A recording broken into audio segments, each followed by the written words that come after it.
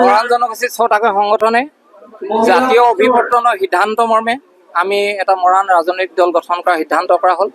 আৰু সেইদিনাই জাতীয় অভিৱৰ্তনতে 7জনীয়া এখন প্ৰথমতে অধ্যয়ন সমিতি গঠন কৰা হৈছে, তাতো আমি জড়িত আছিলোঁ।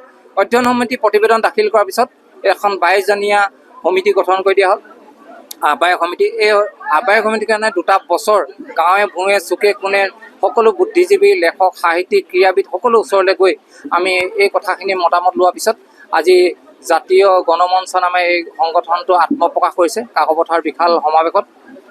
গতিকে আমি ভাবিছোঁ যে সকলো মৰাণ যাতে এই ক্ষেত্ৰত একত্ৰিত হ'ব পাৰে, এটা ছাতিৰ তলত যাতে আমি সুৰক্ষিত ভৱিষ্যতটো নিৰ্মাণ কৰিব পাৰোঁ, তাৰ উদ্দেশ্যে সংগঠনকেইটা আমাৰ লগত সহমত কৰিছে।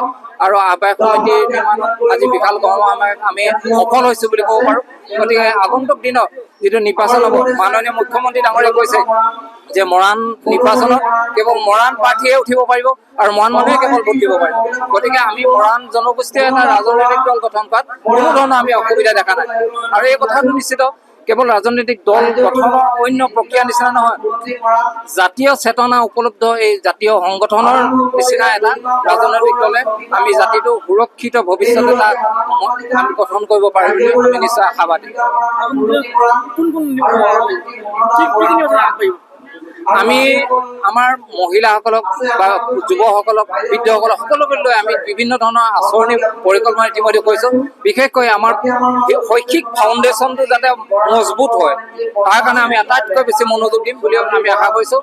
মহিলাসকলক লৈ, যুৱকসকলক লৈ, নতুন পুৰুষক নতুন দিগন্ত সূচনা কৰিব পৰাকৈ জাতিৰ যাতে ন্যায় পায় সকলো ধৰণে এটা নতুন জাগৰণ সৃষ্টি কৰিবৰ কাৰণে আমি ঐক্যবদ্ধ হৈছোঁ।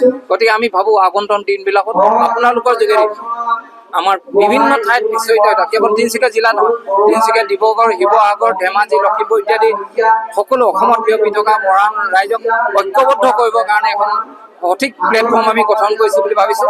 গতিকে আপোনালোকৰ সহযোগত আমি নিশ্চিতভাৱে আগন্তুক দিনবিলাকত জাতিৰ হকে কাম কৰিবলৈ এটা ভাল মঞ্চ পাম বুলি আমি আশা কৰিছোঁ।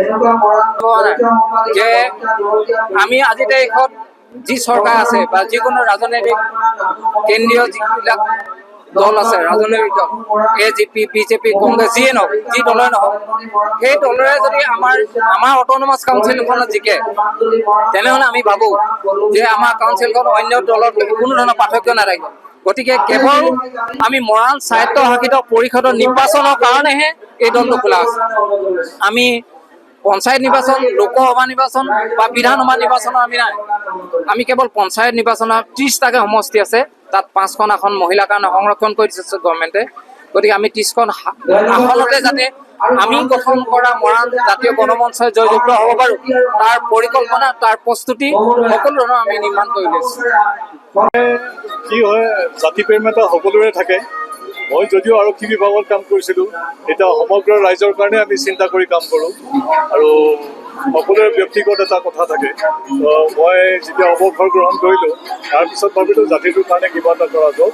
আমাৰ জাতিটো, মৰাণ জাতিটো আচলতে বহুত পিছপৰা আৰু বহুধা বিভক্ত, মানে বহুত অলপ বিভক্ত হৈ আছে। গতিকে কেনেদৰে একত্ৰিত কৰা যায়, এই সকলোবোৰ চিন্তা চৰ্চা কৰিয়ে মোক যেতিয়া আমাৰ 6টা সংগঠনৰ নেতৃত্বই এটা দায়িত্ব দিলে যে আপুনি আহ্বায়ক হৈ পেলাই এই কামটো কৰিব লাগে।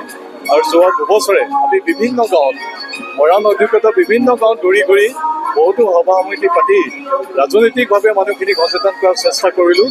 আৰু বহু মানে কষ্টৰ বিনিময়ত আজি আমি এই দিনটো দেখিবলৈ পালোঁ। আৰু আজি এক শুভ মুহূৰ্তত এই পবিত্ৰ স্থানত জাতীয় গণমঞ্চ নামৰ মৰাণৰ এই ৰাজনৈতিক দলটোৱে আত্মপ্ৰকাশ কৰিলে। আমি ভবা নাই যে আমি বেলেগ কোনো ৰাজনৈতিক দলক প্ৰতিদ্বন্দ্বিতা কৰিম, আমাৰ তেনেকুৱা উদ্দেশ্য নাই। কোনো সংগঠনৰ বা অন্য ৰাজনৈতিক দলৰ বিৰোধিতা কৰি আমি এই দলটো খোলা নাই। এই দলটো খোলাৰ উদ্দেশ্য হ'ল, প্ৰধান উদ্দেশ্যটো হ'ল অলপতে আমাৰ ইয়াত মৰাণ সাহিত্য সভাখন হ'ব, ইলেকশ্যন হ'ব। আৰু মই চৰকাৰক ধন্যবাদ জনাম। বৰ্তমানৰ চৰকাৰখনে আমাক এই সাহিত্য আসন পৰিষদখন দিছে, নিৰ্বাচন অনুষ্ঠিত কৰিবলৈ দিছে। গতিকে নিৰ্বাচনত আমি অংশগ্ৰহণৰ উদ্দেশ্যে আজি এই আত্মপ্ৰকাশ কৰিছোঁ। নাই, পঞ্চায়ত নিৰ্বাচন আৰু বিধানসভা নিৰ্বাচনত আমি খেলিম বুলি ভবা নাই। আমি কেৱল মাত্ৰ মৰাণৰ যিখন সাহিত্য আসন পৰিষদ, সেই পৰিষদত আমি